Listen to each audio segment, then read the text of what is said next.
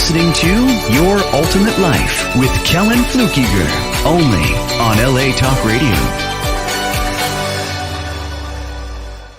Welcome to LA Talk Radio tonight.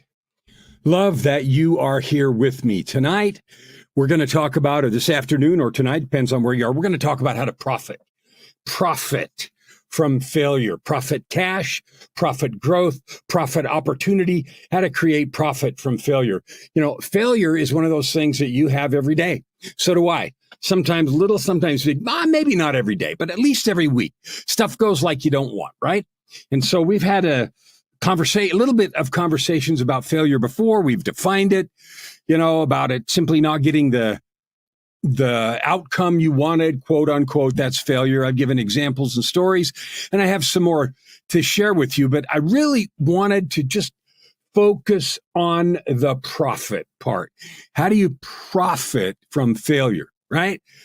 Now, my goal, the only reason I've got this show, and I do this every week, is to love you, to serve you, to give you encouragement, examples, energy, enthusiasm, expansion opportunities. Why? Because I believe in you. I believe you are awesome. I believe you have infinite capability. And you know what? I've never been disappointed. And what I mean by that is I believe in people. I believe in your gifts, your talents, and your origin, divinity. And that means you're capable, and that means your possibilities are endless. I believe it, I know it, and I've never been wrong. And it's not because I'm magic, it's because that's true. And what I mean by I've never been wrong is every single person I've ever met, when we've had the chance to talk for more than 15 or 20 minutes, and, I get to ask questions and there's some truth exchanged, your awesomeness becomes so obvious. I'm in awe. I'm in awe. It's interesting. I have some of the most interesting people who have gone through all kinds of stuff, and they come on the show and this one and my podcast, which is also titled Your Ultimate Life. And I would encourage you to do that, by the way. If you're not listening to the podcast, that comes out twice a week, Your Ultimate Life. It's on Apple and Amazon and Spotify and all the other podcast platforms. And it's titled the same thing. Why am I doing two shows with the same thing? Because they're really different. This is a live broadcast, and I interview lots of people live on this, but it's really focused on the same thing from a bit of a different angle. We are here to explore the tools, the truths, and sometimes the trauma, the turnarounds, and everything else that can move us from failure to fruition, from flopping on the face to fantastic. And I know you can do that. You've seen a million examples of it. So have I. They make movies about it. They write books about it. And you know what? You're movie worthy. You're book worthy. Your story matters. I don't care what's come before. I don't care where you've been and what's happened up to this very minute. You matter now. And you can have a giant impact, if you want to, starting this minute. All that has to happen is changing directions. When we have failures, or things that feel like failures, ridicule, and people make fun of us and not good enough and flop and all the rest, that's okay. And the very next minute, you can change direction and move in a different direction. Try something new. That is one of my favorite things about the work I do, coaching, is because since we all have failures, it's the moment of awareness when you realize, yeah, that happened. So what? So what? So that's what we're here to do. We're here to figure out how to turn profit how to get profit from failure, how to turn your worst nightmares into your dream life. If you don't think that's possible, let's explore that, because this is the place where that happens. I'm all in to helping you create your ultimate life, a life of, say your words, minor purpose, prosperity, and joy. What are the description words of your life? All right, so here, let's get started. Here's some ideas about failure, right? I have had a bunch of failures. I remember a very painful failure This was when I was, I was 43, 42 and a half, going on 43. And it was in May. No, it was May of 97. So I was 41, going to turn 42 in December.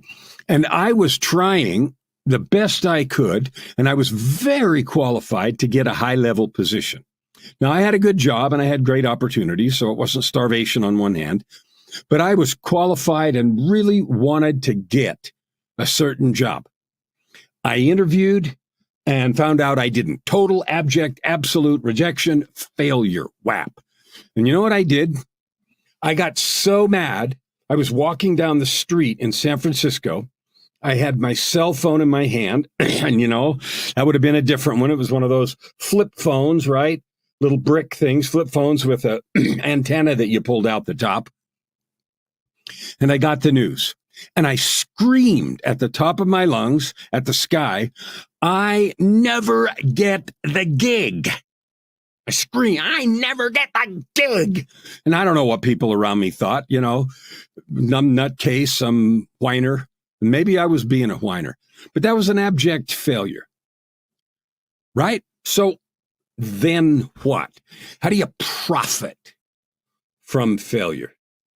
That's what we're going to explore in great depth. Now, before we do, I want to invite you, if you haven't gone to the URL on the screen, www.yourultimatelife.ca, www.yourultimatelife.ca, why not? There's free stuff there that's worth $1 billion that will help you create your dream life. It's called 5 Master Keys to Your Ultimate Life, your magic life, your dream life. So go get that. That's your invitation. All right. Thomas Edison had a quote about failure that's worth remembering here. And he said, I have not failed. I found 1,000 ways that don't work. Okay, well, that's one way to look at it. Some people said he failed 1,000 times before creating the light bulb. Now, I've heard that 2 ways. I've heard 10,000 and I've heard 1,000, but I used 1,000 because I didn't want it to be too exaggerated. And if it was 10,000, then the message is like, whoa, way more powerful. But anyway, I found 1,000 ways that don't work to make a light bulb. What an interesting view.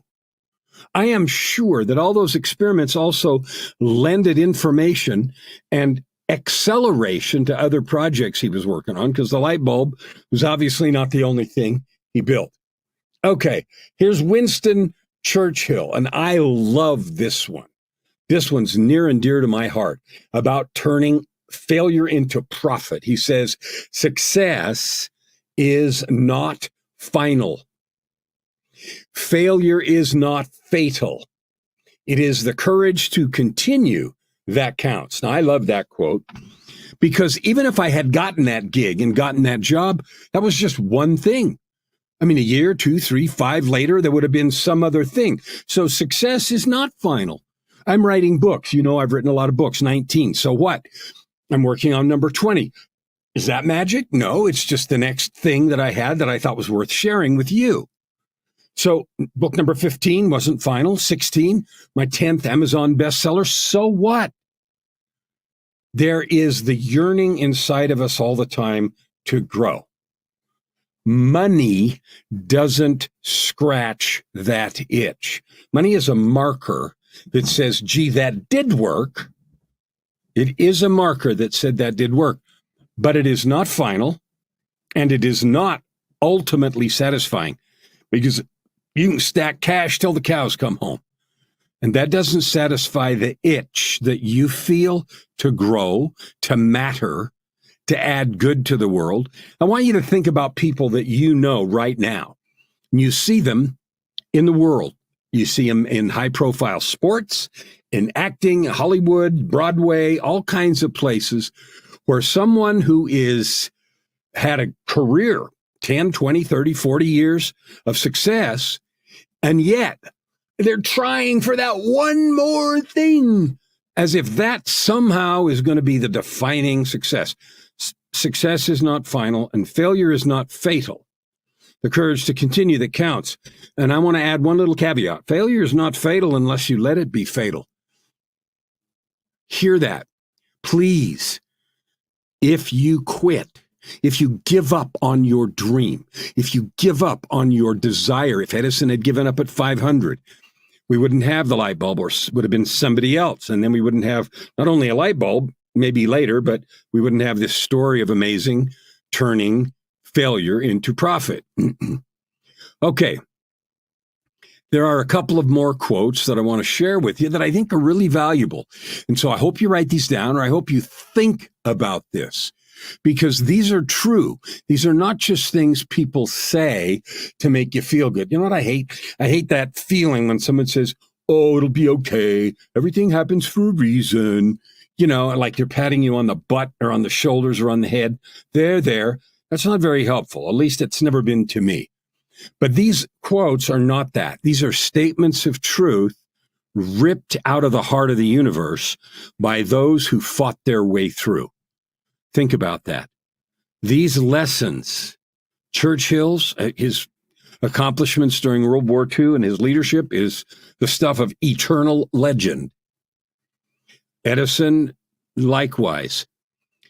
Albert Einstein, in the midst of being a Jew and being, afraid of his homeland, Germany, and all the rest, and creating some of the most enduring theories of physics, particle physics, quantum physics of the universe, and all the rest, he says, failure is success in progress. Well, I saw a movie about him, and maybe you've seen one or two, and failure is success in progress is a fabulous description of what he was doing. He tried this thing, it didn't work, it fell apart, didn't explain, some piece of observable data in their quest to understand atoms and, the constituencies of atoms, first molecules and then atoms, and the behavior of subatomic particles, and all of the things that went into that period of incredible discovery. In the first 50 years in the 1900s was a staggering leap of a set of achievements in the understanding of the universe and the tiny particles that make it all up. So failure is success in progress. So what? So you failed. So what? So now let's figure out how to turn it into profit. First of all, we need to redefine failure. Failure, like we said before, it's just not getting what you want. Here's another thought. Failure, meaning not getting what you want, is a natural part of growth. So let's talk about a weightlifter. A weightlifter who is going for a new high, a new record, right? Deadlift or over the shoulder. I don't even know the names of those, but you see them, right? Because the Olympics is on right now as I record this. And when you see it, it'll be over. But you see these people, and those weightlifters, they lift to failure. They keep going up. And you know what? They're gonna fail. They're gonna get to a weight they can't do. And it is not getting what you wanted. Now, you can imagine they've done that 1,000 times in the gym as they press their limits, as they push the boundary every day with their courage and determination. Can you imagine if we said, failure is just going to stop me? I can't do this. Nobody's going to write that story. Nobody's going to celebrate that comment. It won't achieve anything remarkable. And in addition to not achieving anything remarkable, you know what the worst thing is? It wrecks your personal heart. It leaves you or me feeling worthless. We'll talk about mindset later as we turn failure into profit. So failure is a natural part of the journey, a natural part of growth, a natural part of trying things. I do music in the studio. I'm pointing over there because there's a recording studio in that part of the room or that part of the basement. And I try stuff all the time. I try this sound here and this instrument there, and I try this mix and that mix. That sucks. I'll take and listen to it on some other speakers. Oh, that's terrible. If I allowed that to burn my heart down, I'd never put music out. And I've got some 91 songs in commercial release, and I've got 3 more nearly done. So here's another thought in redefining failure. Failure is not the opposite of success. It's part of it. Failure is part of success. There is no success without failure. Think about that. You're not going to get to success unless you do things, you push the boundaries and see where they are. And if you just say, well, this is just checking the boundaries, if this is just the art and the science of challenging boundaries, then it isn't failure.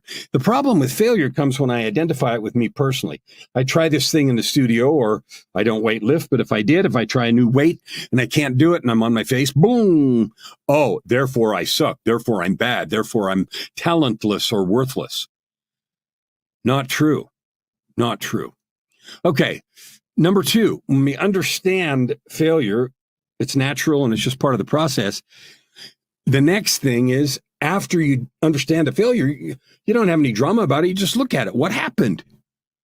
I tried a thing. You tried a thing. I tried the thing in the studio because I thought it would work, right? I didn't try it because I thought it was stupid. Edison never tried a method creating the light bulb that he thought was stupid. He tried something he thought would work, and then it didn't.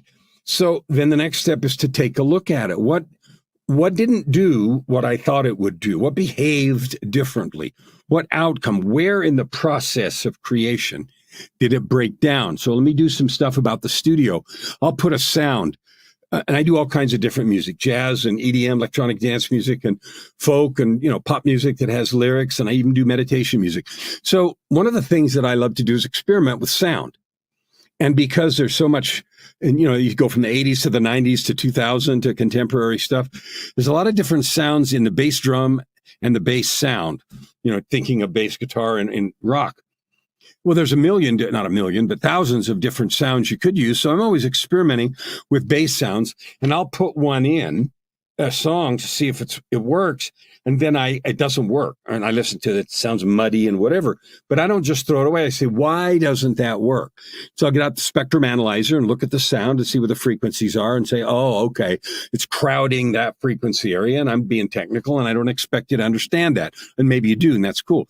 But I take a look at why it didn't work, and then I make an adjustment, scrap the sound or adjust the frequency spectrum to make it work. Okay. The key is not to tie it to personal worth. If I did that and every time the sound sucked, I said, oh, therefore I suck as a musician or an engineer or a sound designer, I'd never produce music. And all the hundreds of songs that I've done over the decades, but the 90 or so that I have up now, it wouldn't be there because I'd be forever afraid of the failure. Oh, that sucks. Somebody will think it's not perfect. Let me give you another example. One of the things I've started doing in the last 2 months to promote music that I have, and if you're interested, here's another invitation. Go to Spotify and put in my name, and you'll get a list of a whole bunch of songs, and you'll be able to listen to them. And I invite you to do that. And maybe you'll hate them, and if you do, I invite you to tell me why. And if you love them, I invite you to tell me that too. All kinds of different music, as I says, new age and EDM, and I would call it pop, except kind of more folk with stories, and those I wrote to tell the stories of some of the books that I wrote. But anyway, I have started 2 months ago putting that music out in distribution lists. So there's a company that makes their living taking music, your new music, and submitting it to different playlist curators. And I've submitted 4 songs now, I think, to dozens of playlist curators, and I would guess 90% of them reject the song. Doesn't fit my playlist. Well-produced, nice song, nice melody, this and that, but I think the mix isn't very good. Or, I really don't like the vocal sound. I could take that personally and think, oh no, I suck. Well, I don't. And the reason I don't is because I choose not to. I've been working with a vocal coach, Hollywood A-list, by the way, for 7 years. So I know what's good and what's not. But that could rip my heart out and push me into the corner, and then I'd die. So, and if I think there's a merit, like if I read a comment where I'm going, wow, I wonder about that, then I would go back and listen to the mix with that in mind and run a sort of after the fact, sort of like game film, sporting game film, right? When you run a game afterwards, I'd look and see, maybe there's some merit there. I wonder if that's true. I wonder what that means. And I'd learn from that. Guess why? Turn success into failure. So after the fact analysis is so important so you can learn something if it is there to learn. And here's the point. If I got mad and said, I'm not listening to you crap, I don't care what the critics say. That would be not very productive. If I say, and I get curious, I wonder if there's something there. I better go check that out. That can be really valuable, and it's a place you can build. So there is another way to turn success into failure. Okay. The next thing I want to do builds on what we just talked about. And this is your mindset. This is how you're thinking about things. Because if someone says the bass is muddy, and that means there's too much energy, too many instruments occupying the bass frequencies from about 40 cycles to about 150 cycles, doesn't matter. That's just technical crap. I could get pissed and say, you don't know what you're talking about. You're stupid. And that would be one way. It would be an emotional reaction that overlooks a possibility to turn failure into success. So instead, I could put the song on the frequency analyzer, play it, and watch that frequency, blow that part up really big, and listen to the competing sounds, the bass kick drum and the bass sounds, and, figure out, and maybe even some low synth sounds, low piano, left-hand piano. I got to analyze that and see, is that too full? Are they competing? Is it too muddy? And I could learn something from that and create value instead of getting, upset and personally offended. And if I find that that's right, I could say, thank you. And, if the opportunity is to say thank you to the person, okay, or maybe not, depending on if I can or not, or if it makes sense. But in any case, I can say, thank you, universe. Thank you, God, for sending me this person to point out something I was clearly missing as an engineer. My mix was heavy in these frequencies. Thank you. What a great thing. I can grow. I can learn from this. The difference isn't the actual fact of whether or not there's too much there in terms of the failure, quote. It is my attitude, my mindset. If I have a growth mindset, which is I'm going to learn from everything, then guess what? I get to. Now, I have a PTAC, personal truth and commitment, personal constitution that governs my relationship with every person I meet. You beautiful people listening to this, and thank you. I acknowledge you. You're wonderful and powerful. And I want you to create everything you can and change the world in your area and with your stuff, because you're wonderful. But anyway, if I have a fixed mindset, that means I argue with things. A growth mindset means I'm believing that there's opportunity. The statement in my personal truth and commitment is, I am that I study, learn from, and get coached by, and then I list 5 things, and one of them is, I am that I study, learn from, and get coached by each person in my path. Each person in my path, regardless of their standing, stature, or status. And I use those 3 words because I start with S, and standing means rich or poor to me, and stature means old or young, referring to height, and status means famous or unknown. But my point about saying that is I don't care where I meet them. I don't care if they're on the street or in the store. I don't care if they're wealthy or not. I don't care if they're well-known or not. I look for growth. So if you want to turn success or create success from failure, profitability, cash, look for coaching with an open heart and an open mind from every single person you talk to. What have you got to lose? If you don't tie it to your self-esteem and self-worth, and you simply act curious, choose to be curious, there you go. You have an opportunity to learn something. I didn't know that. Now, there are some practices that I do to prepare me to be there, to prepare me to be that way. And one of them is that very phrase. Now, I'll tell you all of the 5 parts, because I look to all kinds of stuff to grow. I say I am that I study, learn from, and get coached by, and I call them sacred words, by sacred words from Scripture, as I read sacred words, from the oracles of God. And by that, I just mean those who speak with inspiration. There are people who seek inspiration. I'm one of them. Maybe you are too. But there are people who spend their effort and energy trying to be of service, to be helpful. And sometimes they do it in obnoxious ways, like people standing on street corners screaming at you. That's not what I'm talking about. But I personally know a lot of people who spend a lot of effort just trying to serve and be valuable, listen to people. So anyway, from the oracles of God, then I say from my companion, which is my precious and beautiful angel wife, Joy. So I treat her as a sacred source. Think about that.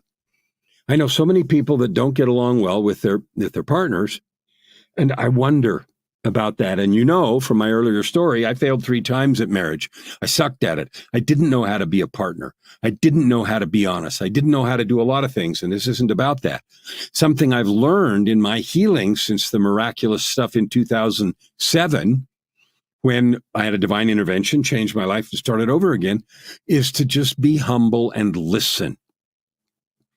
To believe that Joy, who's my soulmate, everything she says is aimed at good. Everything she thinks is aimed at helping. Everything she says to me is trying to be useful. Now, like everybody, we all have our foibles, and maybe somebody gets upset and says it in a negative way, or taunting, or a little bit jeering, or whatever. I have chosen now to just look past all that. Why? Because I want to get profit from failure. I don't want to miss any opportunities to create growth and create cash. And all of these lead to cash. And do you know why?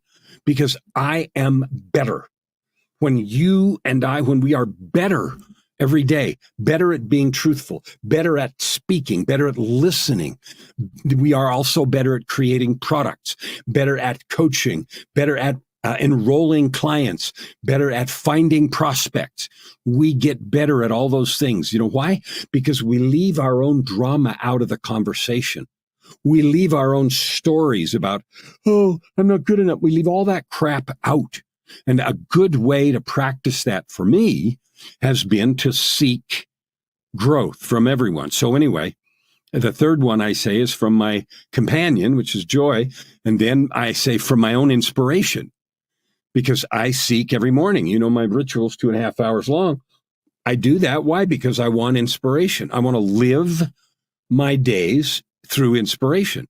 I want to be inspired as I talk to you, not because I want to be cool. I want to say something valuable. I want to encourage you to own and claim your own divinity and capability. So I intentionally meditate and seek for connections so that I can say something useful. And you might think everything I've said in this episode is stupid, and that means I didn't do that for you. Or you might think it's magic. I don't know. I have found that my ability to get benefit from any interaction is on me. Almost no interaction that I have is with someone who is intentionally trying to harm me. Maybe they're indifferent, maybe they're self-focused, maybe they're just callous.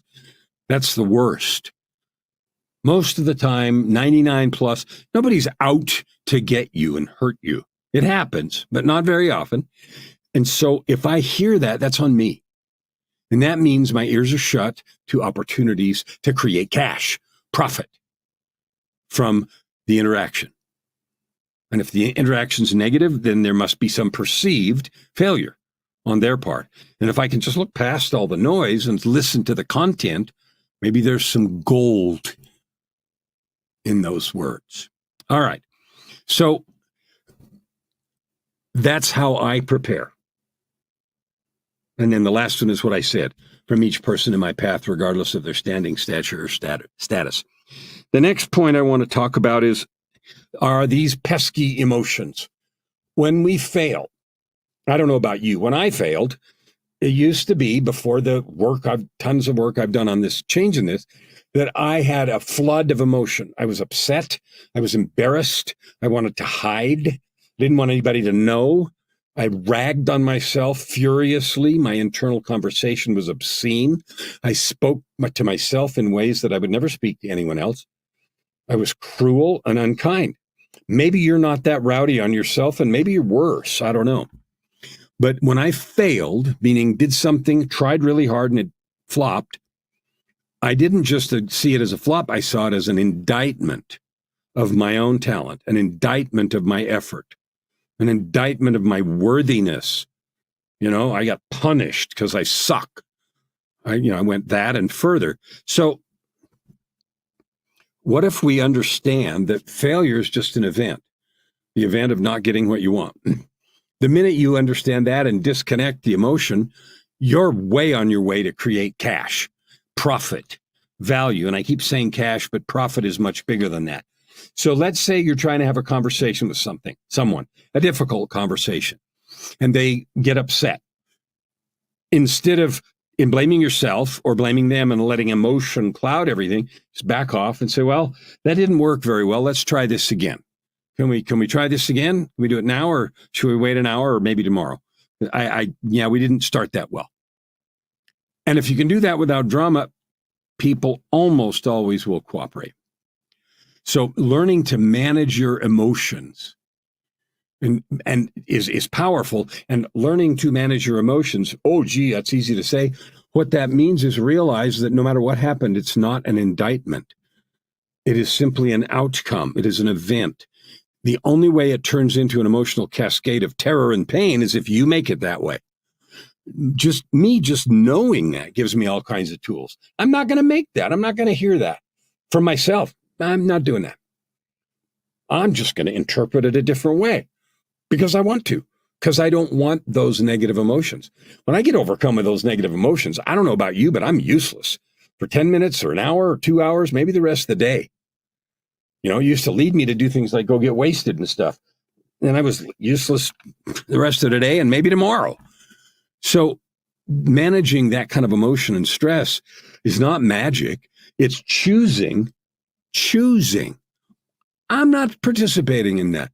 I'm just going to look at this as an opportunity to grow, to get profit in learning, profit in a new method, profit in good feedback. Okay. Another piece that's really important and has been a critical thing for me in overcoming failure and turning failure into profit is setting decent goals. I am an overachiever, type A, all the way to the wall. Big ass goals, expect infinity of myself and all that stuff. Maybe you're like that. Maybe you're not. I don't know. But I was. And so I set big ass goals all the time. And if I didn't achieve them, then I ragged on myself. And one of them was, my rigid schedule. Get up at 5 o'clock or 4:30 and do this and do this and do this. And it was just sort of rigid. And inevitably, something happened. It took longer than I wanted, or I didn't feel good, or I hurt my arm exercising or whatever. And then I'd get behind. And the minute I got a half an hour behind, then I was breathless and out of sorts the rest of the day. Never going to get caught up. Shit. Never, that kind of feeling. And so guess what? The rest of the day sucked because I was beating myself up trying to catch up to an arbitrary set of goals that were too aggressive in the first place.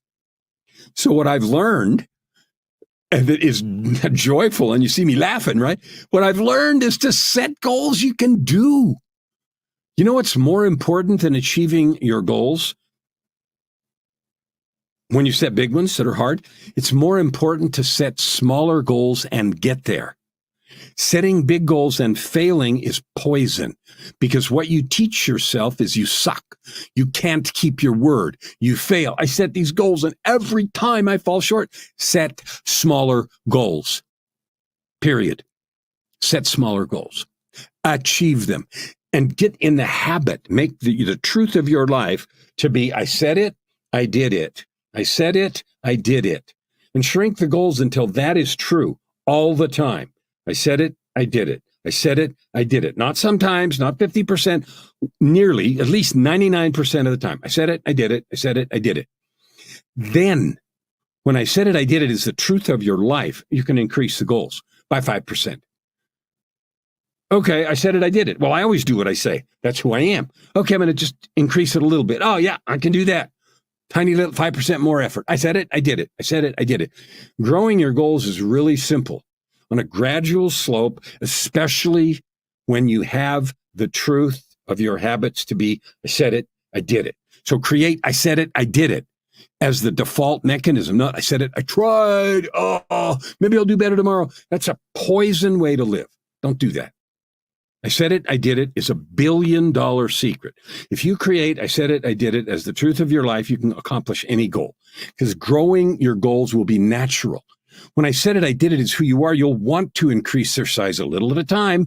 Maybe I can do this. Maybe I can do that. Ooh, and it gets to be exciting. And every day is an exciting victory instead of a miserable failure. Well, I did that to myself all the time. It was a disaster when I quit doing that. And I didn't learn that in one day, but it's been a gradual process. I've been at this work of self-improvement and growth for the last 17 years. In August of 2007, I had a divine intervention, radically changed my life, walked away from a 30-year career, started all over again, and rebuilt myself from the ground up. A lot of help from the divine counselors, because I had a lot of depression and other things to deal with, coaches and all that stuff. Love it, swear by it. And if you want to get this stuff done fast in your life, get a coach. Use me, use somebody else, but get somebody that loves you, that's on your side, that's going to hold you accountable and help you achieve your greatness. Don't settle for mediocrity. Why would you do that?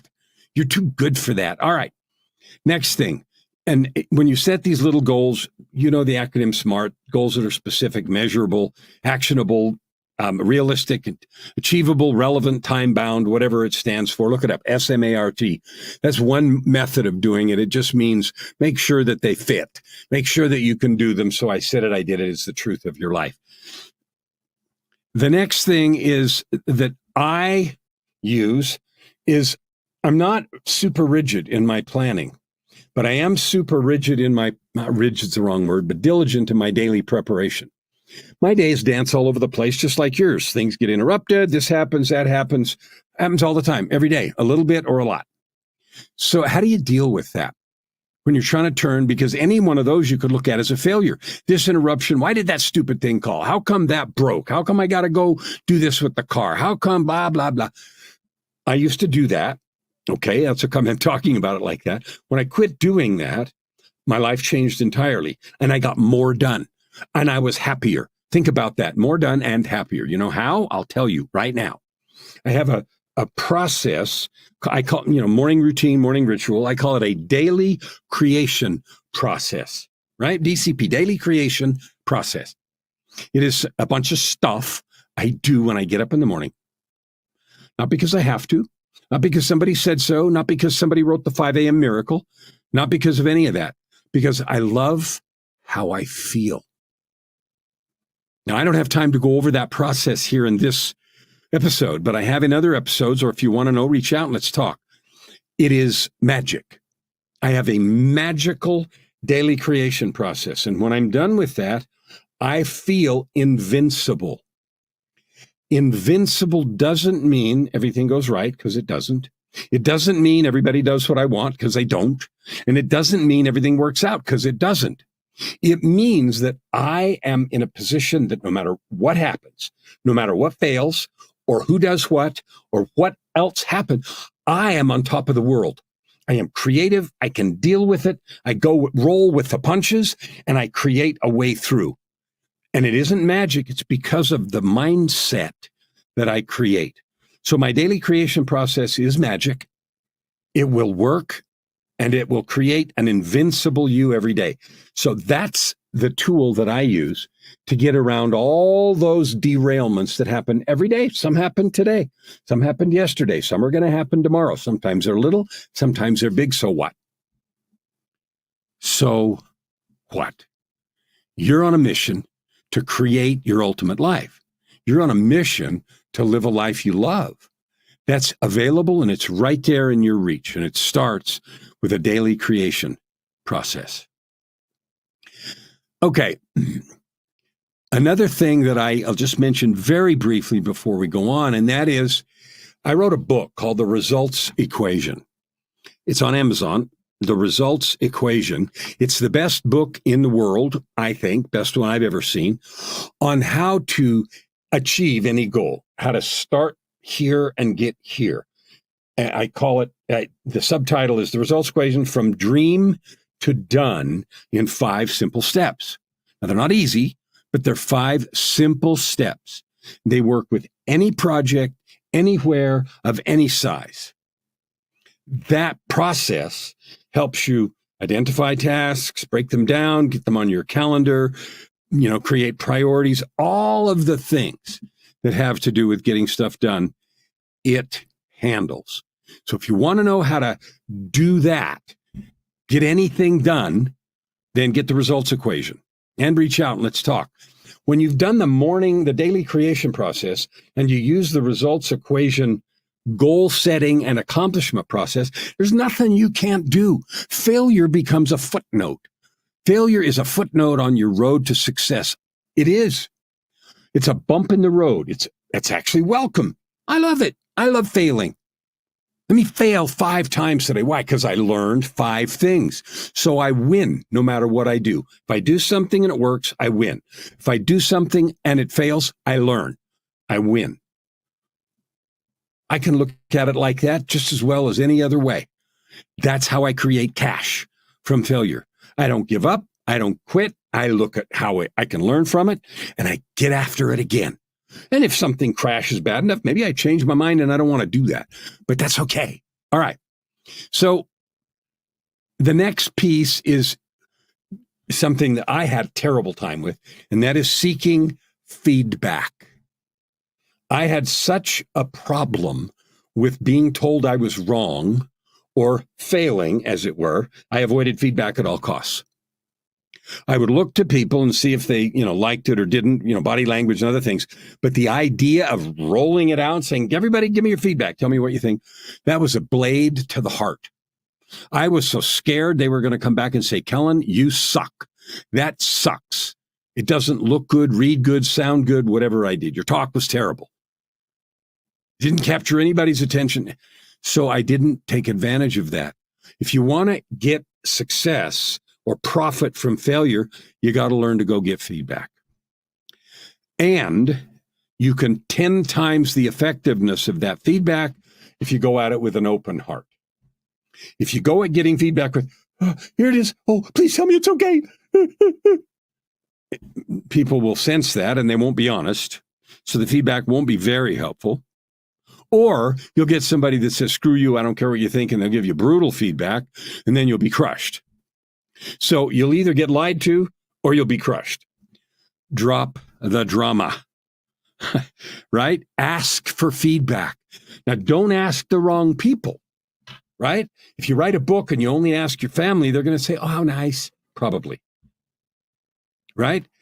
Don't ask people that are on your side already. Ask people that have something to do with it. Go find feedback from relevant people in the business. I've had a Hollywood A-list vocal coach for 7 years or 8 years now. And I have a lesson every couple of weeks. And I ask feedback. And in the beginning, I was terrified. Oh, he's going to tell me my voice sucks or whatever. He didn't. He gave me things to work on and told me what worked and what didn't. But I needed to get over the feeling that feedback was an indictment. So asking for feedback and accepting it as a positive growth opportunity is a big ticket, a heavy hitter on the way to profit from failure or not getting the outcome you wanted. Of course, what I wanted is, oh, that's the most beautiful thing that ever got sung in the whole universe. It's perfect. Don't touch it. Well, that never happens. I get really positive feedback sometimes. But other times, that was good. There's a couple of things to work on. Let's get to work on them. When you go at it with no drama, then that's all it is. A couple of things to work on. Okay. The next thing is it plays off of that, and that is good support network. Okay? Good support network is important because when you're growing, you're going to fail. If you're going to fail, you need someone who believes in you, your coach. Maybe if you've got a partner like I do, I've got an angel for a wife who is truthful and honest, but always supportive. I've got other people, a few. I've never had many. I grew up not knowing how to make friends and have a friend. That's something I've learned. I'm 68 now. It's something I've learned only in the last 15 years. So it doesn't matter why. That's a whole different episode. But I had to learn that. And so creating a supportive network was a real challenge for me. I now have that. And I'll share that with you too about how I did it and everything else if you want to get a hold of me. I've got lots to help on that because I've spent, as I said, the last 17 years in this personal development business and making these changes. Okay. Another thing that really helps me, and this may be the second to last thing, is to stay connected to my reason, my raison d'être. Raison d'être, my French is crappy probably. But anyway, the reason for being. Like, why are you doing this? If you're on a steep growth curve, like if you say, I'm going to get to the top of the mountain, I'm going to be able to perform solo vocal work that knocks your socks off. I have a reason for being there because my purpose for breathing air right now is to help 250 million people realize your divinity, your capability, and your possibility, who you really are, what you can create, help you change the world like I'm trying to.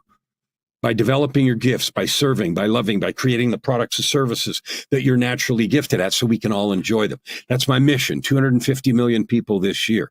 That's my why. The music is a big part of that. So when I have a difficult time, my voice isn't cooperating or whatever, and I'm not doing the exercises right or I'm not getting the results I want, it's easy to get discouraged and think, I'll never get there. Go back to your why. One of my why statements is in my daily creation process. I am that I sing to millions to share songs of inspiration and healing. See, everything about what I do comes from my own journey, my own failures, my own need for healing, and my own successes. Why? To encourage you. But no matter where you've been, it's important. It's possible to start now and make a big difference. So staying connected to the reason you're doing this is really important. Now, one of the most important things I do with people is I help them create their why. And I use this little finger thing. I hope you're looking at the video. This triple helix to help people identify the thing that they have that fills their soul with joy, that fills their wallet with cash, and that makes a big difference in the world. Would you like to be doing something that fills your heart with joy, your wallet with cash, and makes a big difference in the world? You can. I know that, and you're not even here in front of me, because I've never been disappointed in assuming that when I talk to somebody. They may or may not want to do the work, but it's possible and it's available for you right here, right now. Failure is nothing but feedback. It's an interesting data point, IDP, I call it. The last thing I want to talk about is celebrating success. Like, you're going to succeed and you're going to fail. You're going to do things that win and you're going to do things that lose. Celebrate the success and learn from the failures. Take the emotional charge out of the word failure. Failure. It's not a personal indictment. It's just a word. It means I didn't get what I wanted. So take the drama out of that because it's heavy. It's destructive. It tears your heart out. So take the drama out. But put the drama in successes. Now, not ridiculously so because, right, success is not final. But celebrate when you win. When you create a product that somebody buys, when you write a book that somebody reads, when you have that hard conversation, no matter how it turned out, you did it. You said it. You did it. You created the progress. So celebrate those wins. Celebrate your courage, your willingness to go do the hard thing. I invite you to examine your heart, your relationship to failure, to recommit to your why. Why are you breathing air every day? If you don't know, that's changeable, that's fixable. I have found that when I identified why I was alive every day and what I was trying to do, life got 1,000 times better, easier, faster, more joyful, and more prosperous. Profit. Not just cash, but how it felt. My interactions with you and everybody else, my podcast episodes, every conversation I have is joy, it's fun, and I love my life. It doesn't matter what happens each day. I don't mind.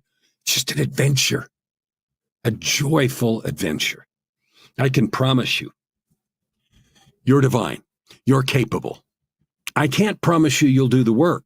I can promise you if you do the work, there's joy on the other side. There's progress on the other side of any failure. There's power that's available just because you make the effort. You can profit from every failure in your life. You can create results that right this minute might seem beyond your imagining. You can create anything you want. You really can. You have access to the creative power of the universe. It may seem like that's a fanciful conversation, but it's not. So I invite you once again, get a hold of me. Let's have a conversation. I have confidence in your greatness. Go to the website, www.yourultimatelife.ca, and get the free stuff there so you can profit from failure. You can learn to grow in everything you do. Have fun all the time. Joy around every corner. And all of that comes together and creates your ultimate life.